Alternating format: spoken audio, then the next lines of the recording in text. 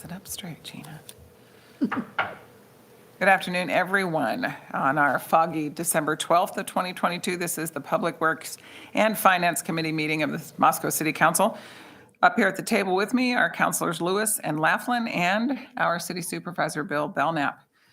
Our first item on the agenda is the approval of the Public Works and Finance Committee meetings minutes from November 28th of this year. How'd they look? Great.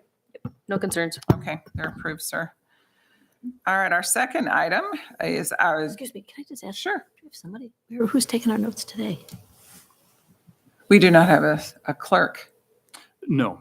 They're recording it. We have the recording, so Taylor will be creating the minutes Great. from that. recording. Perfect. Okay. No problem. I just said them, make sure we have this So down. for those out On the in note of TV minutes. land, the question was, where is our recorder? And the meeting is being recorded, so we're in good shape. Okay, so the second item on our agenda is the disbursement report for November 2022. And Renee Tech is going to be with us. Renee, come on up, please. How's that for manners? Thank you. You're welcome. What comes after that? Nothing, move on. Okay, expenditures for the month of November 2022 were $2,954,024. The major expenditures were 92% of that, or $2,721,644. The largest expenses, other than payroll, was the workers' comp payment of $246,841. Sixth Street Bridge over Paradise Creek Water and Street Improvements payment $219,531. Refund of security deposits for the Rolling Hills 9th for $200,132. Mountain View Roundabout, $39,463. Sixth Street Bridge, $37,247. South Lift Station, Forest Main, $34,426. New vehicle, I don't know what the vehicle is, 9-04, for $33,699, and meter boxes for the Woodbury edition of $27,982. That is, Questions? I Oh, have wait, two. why do I I ask have that two. question? And I'm guessing it says fiscal year 2022 rollover for the car. That's not meaning the car rolled over. That's rollover funds from fiscal year 22, right? Correct. Well, that's Okay. with the supply chain, especially on vehicles being delayed. I'm sure that was originally budgeted as purchase in FY 2022 that it is hitting in FY Now happening. I love it. And then for the Sixth Street Bridge, the payments that we're issuing, the Sixth Street Bridge is due to be complete sometime in the spring now because of supply chain stuff primarily, right? Yeah, and paving conditions. It's too cold, obviously, to pave the bridge. So the bridge, they'll be working on the concrete work through the course of the winter. Final paving won't occur till the asphalt plants start up again in the spring. That's probably in the April, May time period. So these are just progress payments on the work Okay. completed to date. You have $219,000 to RAS as the contractor in the project, and then JB is our contract engineer for inspections. That's the $37,246. And I'm guessing the clause that is usually always there, the project can't cost more than X of the bid, X% in exceeding budgetary blah, blah from the bid, right? So what we're paying is not above and beyond what was contractually allocated, right? Correct. It's just Correct. So yeah. the So nature of the beast. typically the authorization from council is to award the bid and allow up to 10% in change orders. In this instance, we actually think there will be reductions in costs below the bid amount because the assumptions were that we'd have a 24-inch water main that we need to relocate as part of the project. And it turned out with some minor modifications to the design, we did not have to incur that cost. cool. Good. So it likely should be under budget. It also anticipated an engineered precast bridge structure, and they're doing cast in place, and the contractor indicates there'll be some savings resulting from that.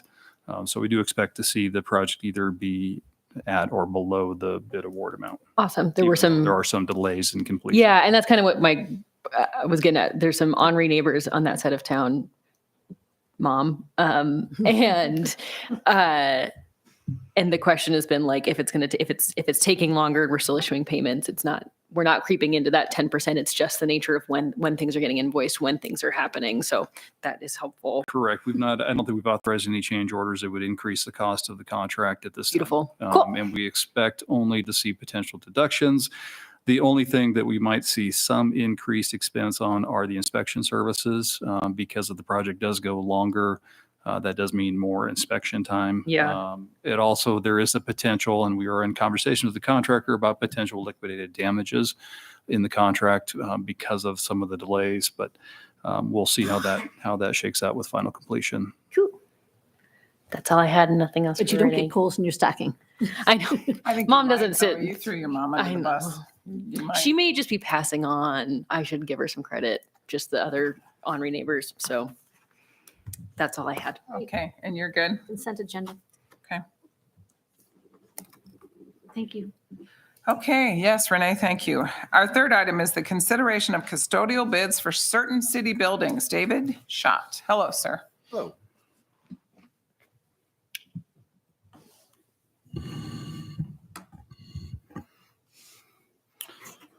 Members of the Public Works Finance Committee, thank you for having me this afternoon. Again, this is a consideration of custodial bids for certain city buildings. So the city published an invitation to bid for custodial services on October 29th of 2022 and November 5th in response to the termination of our previous custodial service on October 11th for lack of service. The bids are broken into modules as we've done in the past. Module 1 was the police station. Module 3 is the Hamilton Indoor Recreation Center and the Egan Youth Center. And Module 5 is the WRF, Magyar, and Water Operations Building. Bid opening took place on November 16th. This would be for custodial services beginning January 1 of 23 and extending or continuing through September 30th of 25. So the bid results, the city received one bid for Module 1. This was the police station, and Module 3, which is the Herc and the Egan, from Creative Cleaning Connections. So we can see with the numbers, their bid for the police station, their monthly was $3,979. Our previous contracted amount for reference was over $2,200. Looks like a difference of about 77%. But I guess my question on that is that the old police station? And then we have a bigger police station now, the police. No, this is apples to apples. So this is our previous contracted amount for the new police station and the bid amount for the new police But to station. clarify, that was the bid from the Garson Group. That did not complete. No, this was from Was our this- last person that was actually in the building cleaning it, ABM. Oh, ABM. Yep, Oh. is the 22.43.53 cents. So they were our last person in cleaning the building. So And currently we have a short-term temporary service provider, Moscow Cleaners. correct. What's the cost for that one? Oh, $1,045 a week. So The Herc, 11,500. Our previous contract was doing it up through September of last year, or just over $2,000. That was Service Master. So about a 465% increase. The Egan Youth Center, the bid amount, the one bidder we had for all of these was $3,712. Previous contracted amount. Total. This is not a monthly charge. This would be a total. These are charge. monthly. I broke Month- it down, okay, they were just monthly. simple to simple. Yeah, apples to apples. Yeah. And previous contracted was Service Master again at almost $1,100 for about a 240% increase. But did you say that what we're paying now is $1,000 a week? So we're For still- short-term interim services for the police station. just for the police. Just for the police station. Seems in line with kind of, But Well, exceptionally with the high bid. compared to what we paid in the past. So the short-term contract was, This generally, person. we're going to get our best pricing when we establish a long-term contract for services. These were just, hey, we reached out to a few local cleaners because the Garson Group didn't show up at all on their first day. And so we needed some service. So the short-term agreements we knew we were paying significantly in excess of what we historically had paid. We were hoping to rebid it and get a more reasonable number. Again, it's still elevated. It's below our short-term cost, but still substantially higher than we paid in any prior long-term agreement for services. did we ever have a conversation with the Garrison Group in terms of why they just didn't show up? They just didn't have the staffing. They just failed to get ready and failed to perform. And so they were terminated. We No, I reached got out the termination. It's just- numerous times. It's like, did we learn, there's something about that made us learn that we needed to do something different.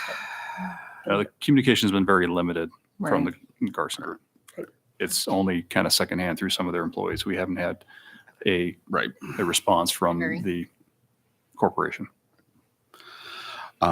So our staff recommendation is reject the bids for Module 1, the police station, and Module 3 for the Herc and the Egan from Creative Cleaning Connections. The city received one bid for Module 5. This is the enterprise buildings, a little more favorable here, pretty comparable when we look it over. So we're recommending acceptance of the bid for Module 5 for the Wharf, Magyar, and Water Operations Building. This is with Viva Cleaning Company, and that'll be January 1st of 2023 to September 30th of 2025. So about 2 years, 9 months. And does it stay the same amount, or can they bid it up higher and get an increase in the next year? Like, No, we received bids, the bid tally sheets enclosed. There's a 2 or 3% increase every year, Okay. something reasonable. Yeah. Yep. And Viva Cleaning is providing our short-term temporary services on these facilities already, and their performance has been good so far. Been very good. Yep. References were really good when I checked those. Okay. So these are our 2 actions for this afternoon. And with that, I'd take any questions or comments. so my real question is, excuse me, I should have asked you. It's that all right. question. Go ahead. So my question is what are we going to do in the interim? I mean, like right now, we don't have anybody. So we've got somebody for 5. We don't have anybody for 1 and 3 starting January 1, unless we're going to keep with the temporary one. What are we going to do? Well, in the very short term, the Herc and the Egan facilities is providing, we're doing the floors. We've asked staff to kind of help out some of the Herkies and the Eganites. It's not perfect, but it's a short-term Right. solution. For the police station, we're working with Moscow Cleaners. We do 2-week cycles where we 2 weeks, another 2 weeks. So the Moscow police station is being taken care of. Okay. So we're also discussing some other alternatives, possibly bringing some of these services in-house for the police station, Herc and Egan. Historically, we've done the analysis of contracting janitorial services versus bringing in-house. I mean, our contract service, we were at about $170,000 a year for all facilities. We were estimating in-house services at being about $330,000, $340,000 per year. But that was based on our historical janitorial service contract amounts. Obviously, our expenses or our costs are coming in significantly higher. Typically, ABM Service Master were our 2 largest contracting companies in town to provide janitorial services. We've been in communication with both of them. They have no additional capacity to take on any additional facilities. That's why they're not bidding on these projects. We have done, as David indicated, done an analysis of what it would take to cover the police station, Herc and Egan long-term. How many positions would it take to cover to provide the hours? We have come to a conclusion that we do believe even with a full-time janitorial lead and 2 part-time janitor positions, we could service the facilities and do it at, probably less than half of these most recent bids we received. It will still be a significant increase over what we've paid contractually in the past, but probably is more reflective of the current cost of those services. So we are estimating for the current fiscal year for FY23, if we maintain short-term until March 1st and January advertise to try to get higher janitorial staff, we would be about 20,000 or so over budget for those facilities this year. When we went back and awarded the buildings that Service Master did bid on last time, that the Garson Group did not show up to service, we did assign the contract to them for the remainder of the term. There's an additional about 25,000 in cost for this fiscal year that we'll see as well. So we do anticipate seeing this escalated cost, and we can be able, I think we can come up with ways to absorb that for this fiscal year, and we will just have to plan on that higher cost moving forward. So given the fact that we don't think there's really any other janitorial service contractor out there that we have not reached out to, solicited bids from, we probably will begin to look at providing those services in-house for the police station, Herc and Egan.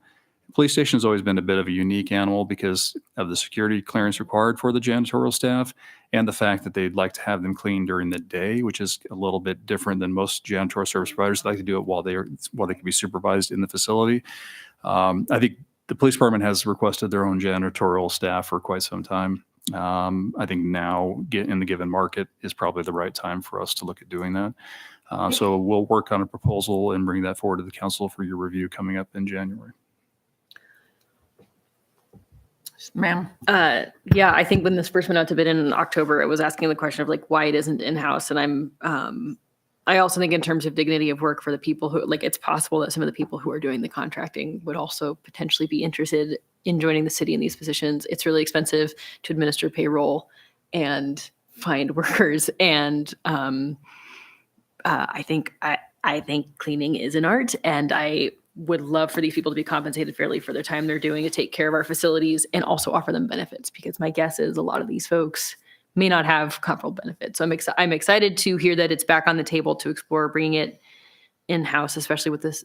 My thought went to, as far as like the Eganites and the Herkies, like we've got the 2 week or the week-long like winter craft stuff that Parks and Rec does, where you're going to see a lot of traffic, and basketball is going to pick up at the Herc and stuff. So my hope is, I'm hopeful that things will still look good by Jan 1. I just hope your folks aren't, and whoever we're working with for the short-term fill isn't, they don't get burnt out, because it's kind of peak season for a couple of those facilities.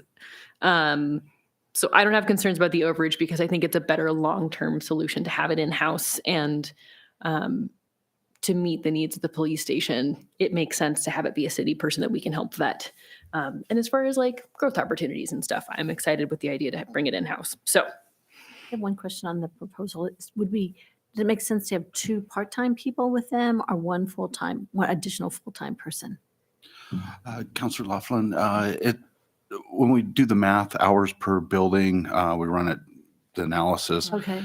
It really works out well to a full-time employee, kind of a lead Sure. that Right. would be benefited, and then 2 part-time up to 19 hours. And then we can kind of split that scheduling around Okay. and have coverage. There we So that's really ideal, and the hours matched up really well. Perfect. Thank Yeah. you. Okay, are we, Consent agenda. are we in consensus of rejecting the bids for 1 and 3 and accepting the bid for 5? Yes. would bringing it in-house, would bringing positions online neglect what Module 5 would be offering? Like, do we need to be pausing if we're talking about, I don't want to offer them a contract for 2 years and then say, hey, by the way, we actually hired someone. No, Okay. the proposal we're The looking at scope. only covers those 3 facilities, Herc. only police, Herc, and Egan at this time. Okay, groovy. So- Because we still have bids from what are reliable contractors that are performing the services right now that are more cost competitive than what we would be able to do it for those facilities. So I think we take advantage of that while we can. Due to the unique nature of the police station and Herc and Egan, I think bringing those in-house, we can evaluate over time whether we expand Sure. that program or not. Mm-hmm.